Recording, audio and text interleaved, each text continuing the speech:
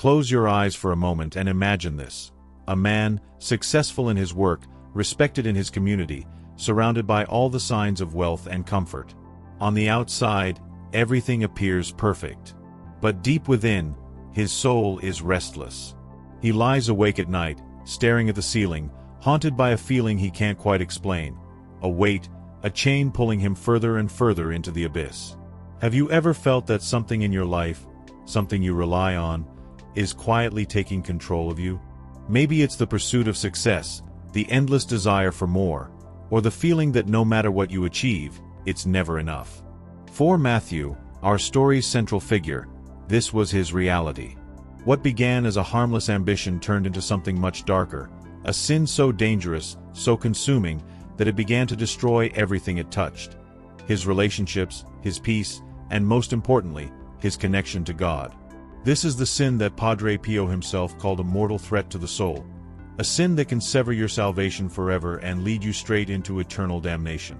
It's a sin that is often overlooked, even excused in today's world, yet its grip is as deadly as ever. It doesn't attack suddenly. Instead, it wraps itself around your heart little by little, until one day you realize you're trapped, bound by invisible chains. But here's the thing, this isn't just Matthew's story. It's a story that might resonate with you. Think about it. Have you ever justified an action that you knew, deep down, wasn't right? Have you ever felt that creeping sense of guilt but pushed it aside because, well, everyone does it? That's how this sin operates. It whispers lies, promising fulfillment and success, but what it really delivers is emptiness and spiritual decay. The good news? There's a way out. Padre Pio not only warned us about this forbidden sin, but he also showed us how to break free from its grip. The solution isn't easy. It requires courage, faith, and a complete reorientation of your heart, but it is possible. Matthew found that path, and in today's video, we'll walk through his journey step by step, uncovering how he turned despair into redemption and reclaimed his soul from the clutches of eternal darkness. You won't want to miss this, because the answers we'll uncover might just change your life forever. Before we dive into this powerful story, take a moment to subscribe to this channel. By doing so, you're not just following a page. You're stepping into a community committed to spiritual growth and fighting the battles that matter most. Hit that subscribe button now, and let's journey together to uncover the sin that leads to hell, and more importantly, the way to salvation. Matthew's story begins on a quiet morning in a small, bustling town, where cobblestone streets echoed with the chatter of merchants setting up their stalls and the soft hum of villagers going about their day. His shop sat on a corner, modest in size but well known among the locals. From the outside, it was unremarkable, wooden shelves lined with simple wares, olive oil, bolts of fabric, tools for farming. Yet for Matthew, it was more than a business. It was his life's work, a symbol of his dedication to his family and his dreams for a better future. Matthew wasn't just a trader, he was a provider. After his father fell ill, the responsibility of caring for his parents and younger siblings fell squarely on his shoulders. Each morning, long before the first rays of sunlight, he would rise to prepare for the day. His hands, roughened by years of labor, carefully arranged the goods, ensuring every item was displayed just right. As customers trickled in, he greeted each one with a warm smile, offering fair deals and earning their trust. In those early years, Matthew's heart was full of purpose. He prayed every morning before opening his shop, asking God to bless his work and provide for his family. "Give us this day our daily bread," he whispered earnestly, feeling the weight of each word. His faith was his anchor, and he believed that as long as he worked hard and remained true to his values, God would take care of the rest. But life has a way of testing even the purest intentions. One day, a wealthy merchant from a distant city arrived in town. He was unlike anyone Matthew had ever met, draped in luxurious silks, adorned with golden rings, and riding a horse that gleamed like it had stepped out of a royal stable. The merchant spoke of grand opportunities, of fortunes waiting to be seized by those bold enough to take risks. "The world rewards ambition," he said, his voice smooth as honey. "If you aim higher, Matthew, you could have all of this and more." The words struck a chord. That night, as Matthew lay in bed, he couldn't stop thinking about the merchant's promise. His modest life, once a source of pride, began to feel small and insignificant. A seed of desire was planted. Small, almost imperceptible, but powerful. It whispered to him, "You could have more. You deserve more." At first, Matthew dismissed the thought. After all, he wasn't driven by greed. He simply wanted to provide for his family. But the seed of temptation had taken root, and over time, it began to grow. He started working longer hours, sacrificing time with his loved ones to earn extra coins. When opportunities arose to cut corners or strike deals that were less than honest, he justified them with ease. "It's for a good cause," he told himself. "God understands." Soon, his focus shifted entirely. The shop, once a place of service, became a means to an end, a stepping stone toward the life he now craved. He began to measure his worth not by the relationships he nurtured or the faith he practiced, but by the weight of the coins in his pouch. The change was subtle at first. His prayers grew shorter, hurried, until eventually they ceased altogether. Sundays, once sacred, were now just another workday. His family noticed the difference. "Matthew, you've been so distant," his sister said one evening as they sat at the dinner table. But Matthew, engrossed in his thoughts about expanding the business, barely heard her. His mother, wise and gentle, tried to reach him. "My son," she said, placing a hand on his, "remember what Jesus taught us. No one can serve two masters. You cannot serve both God and money." But Matthew, though he nodded politely, was too far down the path to listen. It wasn't that Matthew didn't care. He simply couldn't see what was happening. To him, he was still the same man, a hard-working provider, doing what was necessary to secure his family's future. He didn't realize that the seed of ambition had grown into something far more dangerous: greed.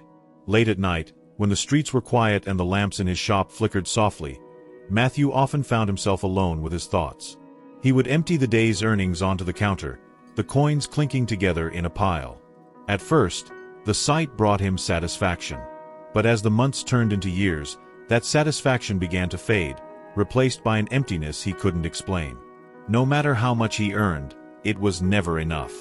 The emptiness began to creep into other areas of his life. The joy he once felt in simple moments, laughing with his siblings, sharing a meal with his parents, offering a kind word to a customer, was gone. He was constantly restless, always chasing, always wanting. And though he didn't realize it, the very things he thought he was working for, his family, his faith, his peace, were slipping away. Matthew's story is not unique. How often do we find ourselves in his shoes, convincing ourselves that our actions are justified, even virtuous, while ignoring the quiet warnings of our conscience? The pursuit of success, the desire for more, can start innocently enough. But if we're not careful, it can take over, leaving us empty and estranged from the things that truly matter. Take a moment to reflect. Have you ever found yourself chasing something, whether it's wealth, recognition, or success, only to realize that it's pulling you further from the life God wants for you? As we continue Matthew's journey, we'll see how the subtle grip of greed began to consume him entirely, and what it took for him to finally break free. But before we move on, I invite you to subscribe to this channel. By doing so, you're not just staying connected. You're joining a community dedicated to exploring these vital spiritual truths together. Hit that subscribe button now, and share your thoughts in the comments below. What are the masters in your life that you feel are competing for your devotion to God? Let's talk about it, because your story could inspire someone else on their journey of faith. Stay tuned. Matthew's story is about to take a turn that will challenge everything he thought he knew about success, faith, and the true meaning of freedom. The streets of the town were alive with activity. Merchants called out their prices, children laughed as they played, and the scent of fresh bread drifted from the nearby bakery. But Matthew, seated behind the counter of his now prosperous shop, barely noticed the world around him. His attention was fixed entirely on the ledger before him, his fingers tapping anxiously against the wood as he calculated his latest profits. What once had been a small, modest business had now grown into one of the most successful establishments in the area. His shelves were lined with goods far more luxurious than before: rare spices, fine fabrics, and even imported wine. People traveled from nearby towns to trade with Matthew, drawn by his reputation for always having what they needed, for a price. But as his wealth increased, so too did the demands he placed upon himself.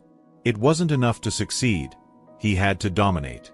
Every deal, every transaction, became a battlefield where his victory was measured in gold coins. The Matthew who once prayed for daily bread had been replaced by a man who could never have enough. And yet, for all his success, a shadow lingered over Matthew's heart. It began with the faces. Late at night, as he counted his earnings by the dim light of an oil lamp, he would see them in his mind, the faces of those he had turned away. The widow who came to his shop with trembling hands, hoping to trade a family heirloom for a bit of bread. The young father who begged for credit, promising to pay back double once the harvest came in. And the child, no older than 8, who had clutched her mother's hand as they asked for a discount they couldn't afford to lose. Matthew had sent them all away. It's just business, he told himself each time. I can't help everyone. But deep down, he knew the truth. He could have helped. He had the means to make a difference, to ease their suffering, but he chose not to. And now, their eyes haunted him in the quiet moments, piercing through the walls he had built around his conscience. The darkness grew even deeper when Matthew began to cut corners in his deals. At first, it was small things, watering down the wine to stretch his supply, inflating the prices of basic goods. But as time went on, his actions became bolder, more deliberate. He formed partnerships with traders who were known for their unscrupulous practices, buying goods at unfairly low prices and selling them for exorbitant profits. He justified it all, of course. If I don't do it, someone else will, he reasoned. This is how the world works. But with each dishonest deal, the weight on his soul grew heavier. At night, when the world was still, Matthew would lie awake in his lavish bed, staring at the ceiling. He had everything he once thought he wanted: wealth, influence, a thriving business, but he felt emptier than ever. His dreams, once peaceful, were now plagued by images of fire and darkness, of voices crying out, "Why didn't you help us?" In one particularly vivid dream, he stood before a towering figure cloaked in light. Though Matthew couldn't see his face, the figure's presence was overwhelming, filling him with both awe and dread. "Matthew," the figure said, his voice like thunder, "what does it profit a man to gain the whole world, yet forfeit his soul?" He woke in a cold sweat, his heart pounding. The words echoed in his mind long after the dream had ended. He knew where they came from, the Gospel of Mark, a passage he had heard countless times in his youth. But now, those words felt like a personal warning, a reminder of just how far he had strayed. Still, Matthew pushed the guilt aside. He buried himself deeper in his work, hoping that success would drown out the nagging voice in his heart. But no matter how much he earned, no matter how many deals he closed, the emptiness remained. One day, an elderly beggar appeared at his door. The man's clothes were tattered, his face lined with years of hardship. "Please," he said, holding out a trembling hand. "I only need a little food to get me through the night." Matthew barely glanced up from his ledger. "I can't help you," he said curtly. "I'm running a business, not a charity."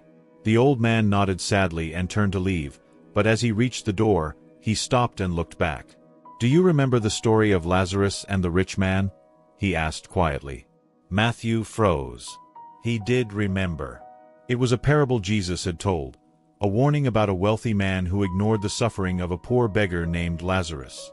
When the rich man died, he found himself in torment, separated from God for eternity, while Lazarus was carried to Abraham's side. The beggar didn't wait for a response. He shuffled away, leaving Matthew alone with his thoughts. For the first time in years, Matthew felt something stir within him, a flicker of the faith he had once held so dear. But just as quickly as it came, he snuffed it out. "I don't have time for this," he muttered, turning back to his work. Days turned into weeks, and weeks into months. Matthew's guilt continued to gnaw at him, but he refused to face it. He told himself that he was doing what needed to be done, that the world was harsh and unforgiving, and he was simply surviving. But deep down, he knew he was losing himself. Have you ever felt that kind of conflict? The tension between what you know is right and the choices you make anyway? Matthew's struggle is one that many of us face in different ways. It's easy to justify our actions, to convince ourselves that we're doing what's necessary. But at what cost? Before we move on to the next chapter of Matthew's journey, take a moment to reflect on what you've heard so far. Do you see yourself in his story? Have you ever felt trapped by the weight of your choices, unsure of how to make things right? And while you're here, don't forget to leave a comment below. Share your thoughts on Matthew's story and the questions it raises. What do you think it means to gain the world but lose your soul? Your insight could inspire someone else who's wrestling with the same questions. Finally, make sure to subscribe to this channel. By doing so, you're not just following a page. You're joining a community of faith, a place where we explore the challenges of life together and seek the wisdom of God's Word. Hit that subscribe button now, and let's continue this journey together. The next part of Matthew's story holds a powerful lesson you won't want to miss. Matthew's days were a whirlwind of transactions, negotiations, and plans to expand his growing empire. By now, his wealth was unmatched in the region, and his name carried an air of power. Yet, beneath the surface of his carefully curated success lay a soul in turmoil. Each coin he earned, every deal he made, seemed to tighten the invisible chains around his heart. As night fell, Matthew found himself restless. Despite his luxurious surroundings, sleep eluded him. His thoughts drifted to the faces of the poor he had dismissed, the questionable dealings he had justified, and the gnawing emptiness that no amount of wealth could fill. That evening, as he finally succumbed to exhaustion, he had no idea that his life was about to change forever. Matthew found himself standing in a vast, barren landscape. The ground beneath his feet was dry and cracked, and the air was thick with an oppressive heat that seemed to suffocate him. In the distance, he saw a figure clad in a simple robe, his face obscured by a radiant light. As the figure drew closer, Matthew's knees buckled under the weight of his presence. It was Padre Pio. "Matthew," Padre Pio began, his voice gentle yet firm, "you have wandered far from the path of righteousness." Matthew tried to speak, but the words caught in his throat. Padre Pio raised his hand, and suddenly, the barren landscape transformed into a horrifying vision. Before Matthew stretched a vast pit of fire, its flames roaring hungrily. Around it, countless souls were bound in golden chains, their anguished cries echoing in the air. The chains shimmered with an otherworldly brilliance, but their weight was unbearable. "These are the souls consumed by greed," Padre Pio explained, his voice heavy with sorrow. "They clung to their wealth, their possessions, and their ambitions, believing they could find fulfillment in what the world offers.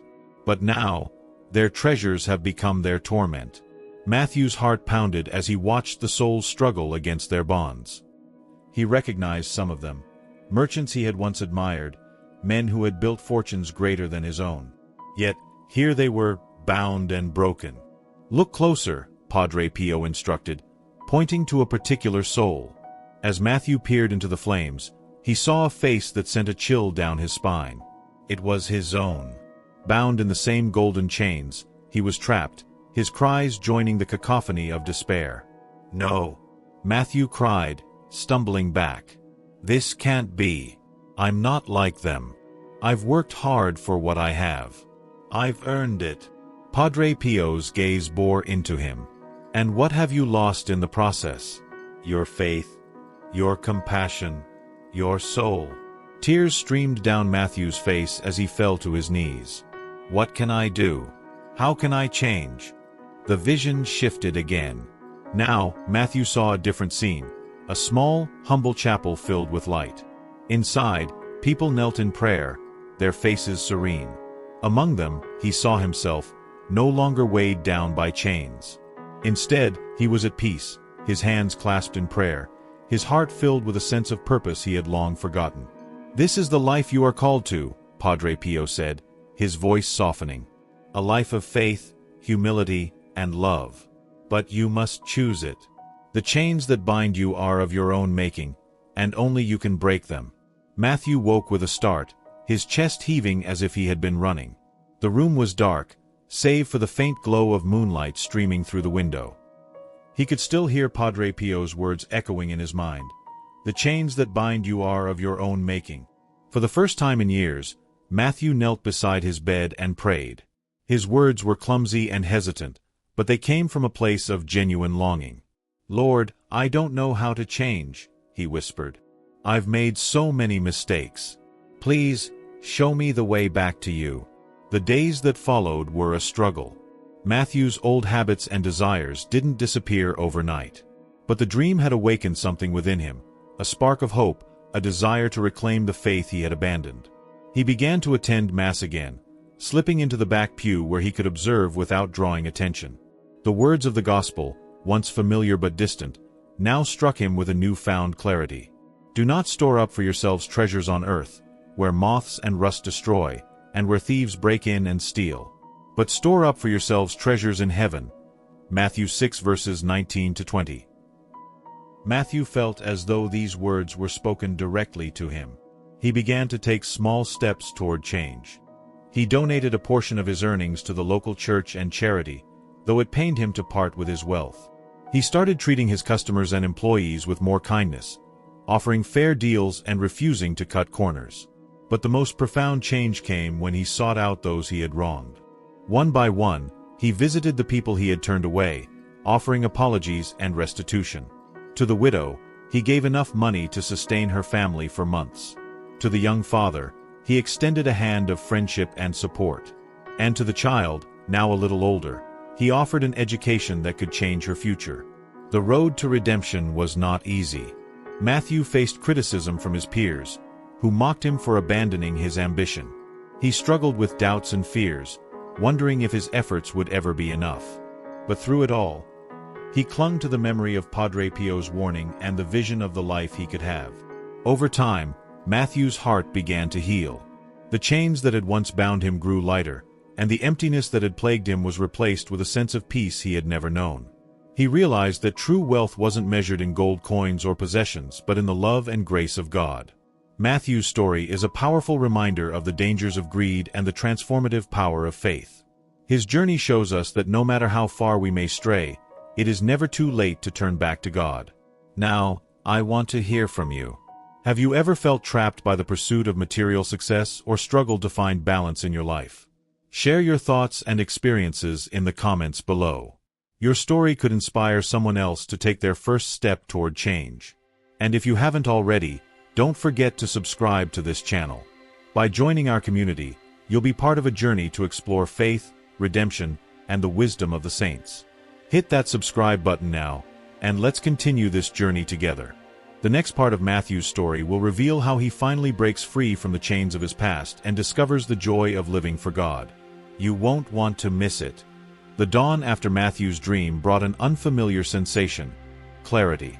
For years, he had been driven by ambition, his thoughts consumed with accumulating wealth and securing his legacy. But now, for the first time, his focus shifted inward, toward the state of his soul. The words of Padre Pio reverberated in his mind like an echo in an empty hall. Asterisk, the chains that bind you are of your own making. Asterisk, he realized he could no longer ignore the heavy truth. For days, Matthew wrestled with his emotions. The idea of change terrified him, not because he didn't see its necessity, but because it required confronting the man he had become. Each gold coin, each land deed, each business deal had come at a cost, not just to others but to his own heart. It had turned him into someone he no longer recognized.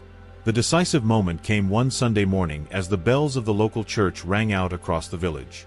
Matthew, who had avoided the church for years, found himself standing outside its doors. Inside, he could hear the familiar murmur of prayers and the faint strains of a hymn. He hesitated, the weight of shame threatening to push him away. But then he remembered the faces of those he had wronged, the vision of his soul bound in golden chains, and the radiant presence of Padre Pio in his dream. With a deep breath, he stepped inside. The church was quiet, save for the faint flicker of candles. The air smelled of incense, and the sight of the crucifix above the altar struck Matthew with a force he hadn't anticipated. He knelt at the back pew, his hands trembling. The last time he had been here, he was a boy, full of dreams and faith. Now, he felt like a prodigal son, unsure if he could ever truly return. When the priest entered the confessional, Matthew's heart raced. Could he truly confess all he had done? Would he be forgiven? But as he knelt behind the screen and began to speak, something extraordinary happened. The weight he had carried for years seemed to lift with each word.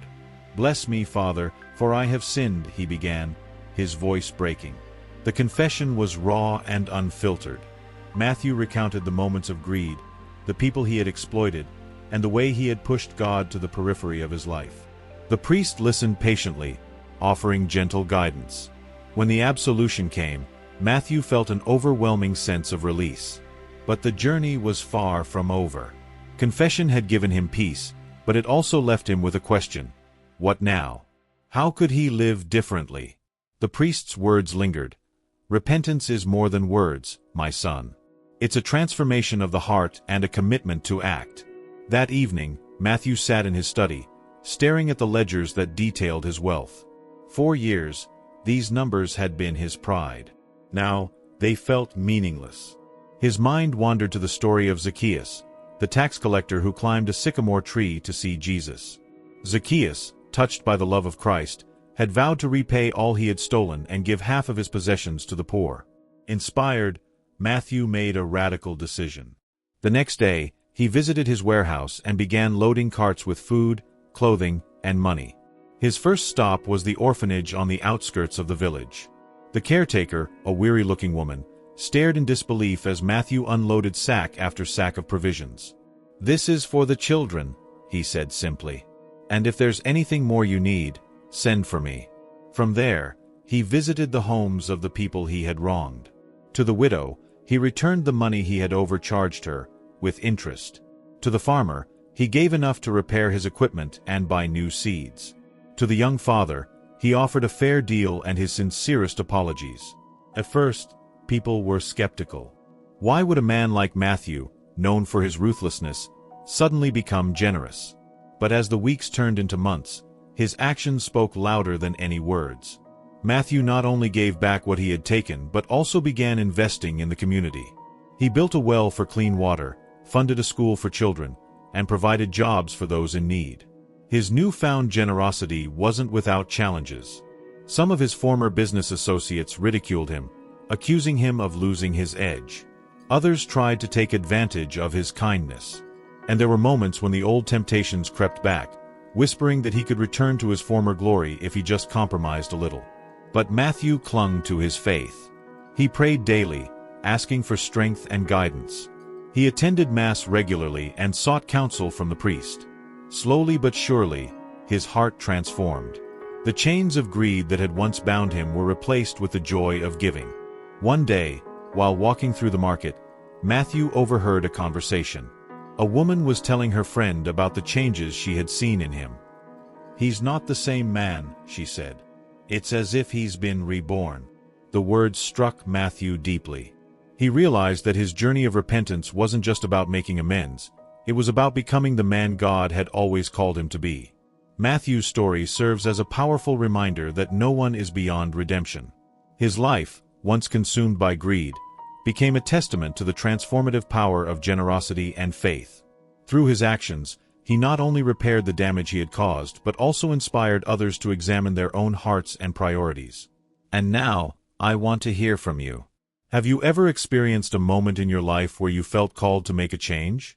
Perhaps there was a time when you struggled with prioritizing material success over what truly matters. Share your thoughts and experiences in the comments below. Your story could encourage someone else to take their first step toward transformation. If this story has touched your heart, make sure to subscribe to our channel. By doing so, you'll join a community dedicated to exploring faith, redemption, and the teachings of saints like Padre Pio. Hit that subscribe button now, and let's continue this journey together. The next part of Matthew's story will reveal how he continues to grow in faith and inspire those around him. Don't miss it. Matthew's journey into a life aligned with gospel values began with a deliberate decision to restructure every aspect of his existence.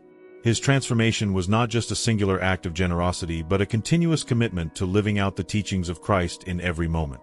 With newfound clarity, he saw his work, his resources, and his relationships not as ends in themselves but as tools to serve a greater purpose. One of his first steps was redefining the role of his business. Previously, his commerce had been driven by profit, with little regard for those who labored under him or the community impacted by his decisions. Now, Matthew sought to transform his business into a vessel of service and justice. He introduced fair wages, ensuring that his employees were compensated generously for their work. The workers, many of whom had been overworked and undervalued, now found themselves treated with dignity. Matthew also implemented policies that prioritized the well-being of the families of his workers, offering them stability and opportunities for growth. Widows and orphans, once overlooked in the economic framework of his business, were given jobs or financial support. His marketplace became a space where ethical practices flourished. Matthew began sourcing goods from local farmers and craftsmen, paying them fairly and ensuring they could sustain their livelihoods. He even set up a fund to help struggling farmers purchase seeds and tools, empowering them to rebuild their lives without falling into debt. One of the most remarkable aspects of Matthew's transformation was how he navigated the challenges that came with his new path. His former business associates, many of whom still operated under the old system of exploitation, mocked him for his principles. They accused him of abandoning ambition and warned him that his newfound generosity would lead to financial ruin. Some even attempted to sabotage his business, hoping to drive him back to his old ways. Matthew met these challenges with unwavering faith. Each trial only deepened his commitment to the gospel. He often turned to prayer in moments of doubt, finding solace and strength in the words of Jesus. "Take up your cross daily and follow me." Luke 9 verse 23. This call to perseverance reminded him that the road to redemption was not meant to be easy but was a path worth walking. The Eucharist became a central pillar in Matthew's life. Regular attendance at Mass allowed him to encounter Christ in the most intimate way, receiving the grace he needed to continue his mission. The experience of participating in the sacrament deepened his understanding of self-sacrifice, reinforcing his belief that his life should mirror the love and humility of Christ. Matthew also developed a deep prayer life. He set aside time each morning to meditate on Scripture and reflect on the teachings of Jesus. The gospel narratives of compassion, forgiveness, and justice became his guideposts. Stories such as the Good Samaritan and the Prodigal Son reminded him of the boundless mercy of God and the importance of extending that mercy to others. As he immersed himself in the teachings of Christ, Matthew realized that his personal transformation was not enough. He felt compelled to inspire others to join him on this journey. His newfound life became a living testimony to the power of faith and redemption. Matthew began hosting community gatherings where he shared his story openly. These gatherings were not lectures but heartfelt conversations, where he listened to others and shared his own struggles and victories. His vulnerability resonated deeply with the people. Many saw in him the possibility of change for themselves, and they, too, began exploring how they could live more closely aligned with gospel values. In his efforts to inspire change, Matthew became a patron of local education. He funded schools where children could receive not only academic instruction but also lessons in moral and spiritual development. He believed that planting seeds of faith and integrity in the hearts of the young was one of the most effective ways to build a community grounded in the gospel. His charity extended beyond material support. Matthew became an advocate for justice, standing up for the rights of the marginalized and oppressed. When he learned of corrupt practices harming the poor, he did not hesitate to confront the perpetrators, always seeking to resolve conflicts with wisdom and compassion. Despite his successes, Matthew remained deeply humble. He never saw his actions as a way to earn salvation but as a response to the incredible mercy God had shown him. He often reminded others, and himself, that his deeds were not about achieving perfection but about striving to reflect God's love in every moment. Through his journey, Matthew became a source of hope for countless people. His transformation demonstrated that no one is beyond redemption and that even the darkest parts of our lives can be used by God for good. Now, as we reflect on Matthew's incredible journey, let's take a moment to consider how his story speaks to us. Are there areas in your life where you feel called to live out gospel values more fully? Perhaps there's a challenge you've been avoiding or an opportunity to show compassion that you've hesitated to take. I invite you to share your thoughts and experiences in the comments below.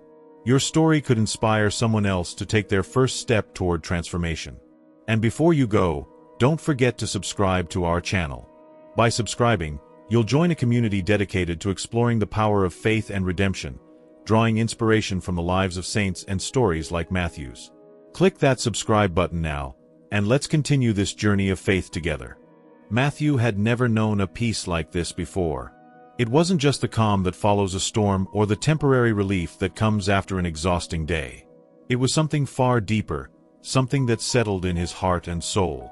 It was the peace of a man who had finally freed himself from the chains of sin, chains that had once bound him so tightly that he could scarcely imagine life without their weight. But now they were gone. And the freedom he felt was unlike anything he had ever experienced. For years, Matthew had been consumed by a relentless drive for wealth, power, and success. He had justified his actions, telling himself that his family depended on his work, that his success would secure their future. But deep down, he knew the truth. His heart had become enslaved to the pursuit of more. More money, more property, more influence. But none of it had ever brought him the fulfillment he had longed for. In fact, it had only left him empty and restless.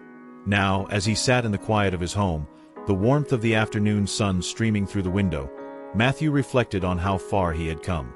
His heart was no longer gripped by the desire for more. Instead, it was filled with something else, a profound sense of love for God and for others.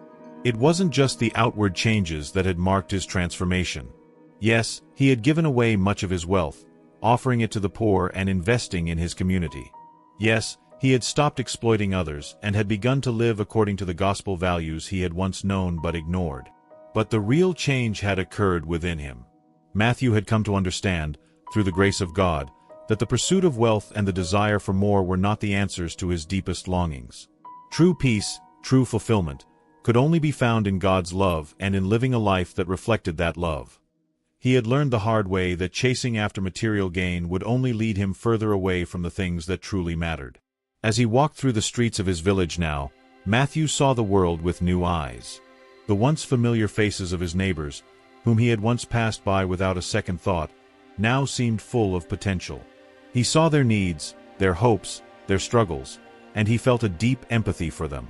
He began to look for ways to serve them, not out of obligation or guilt, but out of a genuine desire to reflect God's love in the world. He had become a man of charity, not just in his actions but in his heart. It was no longer about making grand gestures or receiving praise for his good deeds. It was about living a life of humility, kindness, and compassion. He was learning to give not just from his resources but from his time, his attention, and his love. Matthew's new life was a life of prayer. He didn't pray just when he needed something or when he was troubled. Prayer had become his constant companion, a way for him to stay connected to God throughout the day. He prayed for guidance, for strength, and for the grace to continue living a life of generosity and love. But most importantly, he prayed with gratitude. Gratitude for the forgiveness he had received, for the transformation he had experienced, and for the opportunity to live a life that mattered. One of the most profound changes in Matthew's life was how he now viewed his work. His business, which had once been the source of his identity and pride, had become a means to an end. It was no longer about profit for profit's sake. Instead, it was a tool for good, a way to help others and provide for those in need. Matthew no longer saw his employees as mere workers, but as brothers and sisters, each one deserving of respect and dignity.